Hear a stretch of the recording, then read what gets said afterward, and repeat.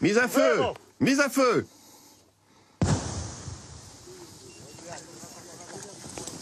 C'est une urgence, une nécessité d'éminer les sols.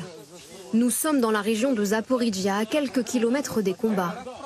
De retour de la ligne de front, ces soldats ukrainiens suivent une formation au déminage. Les mines, leur pire cauchemar. Dans la région de Kherson, parce qu'ils ont eu le temps de se préparer, les Russes en ont mis beaucoup.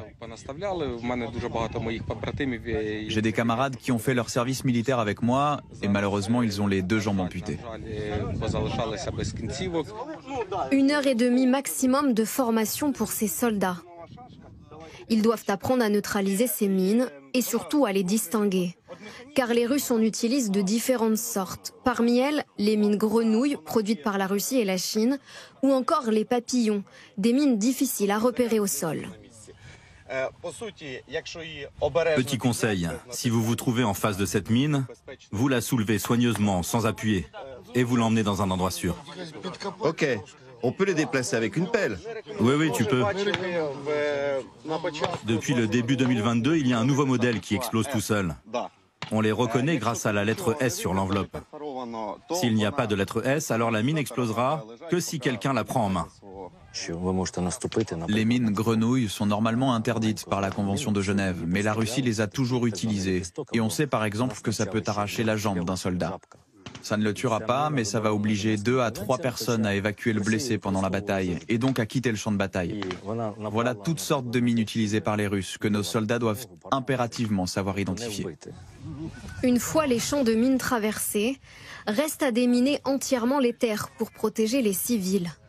L'arme ultime, c'est ce tractopelle modifié par les Ukrainiens.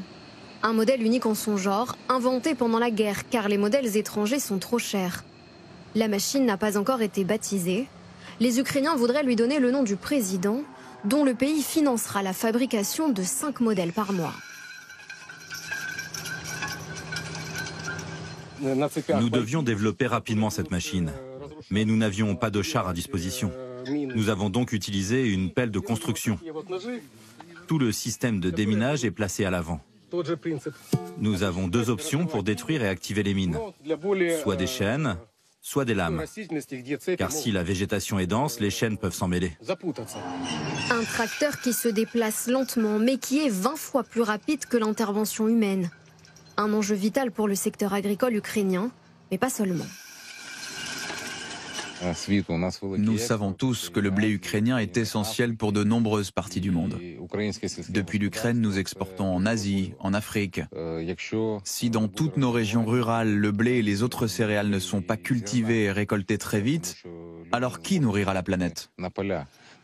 Selon ce responsable local des forces de défense, la tâche est d'autant plus complexe que les Russes n'auraient pas cartographié précisément les terrains minés. Dans certains coins, les Russes sont venus avec des camions bennes pour déverser d'énormes quantités de mines. Si vous regardez en ex-Yougoslavie ou au Kosovo, le déminage a pris des décennies.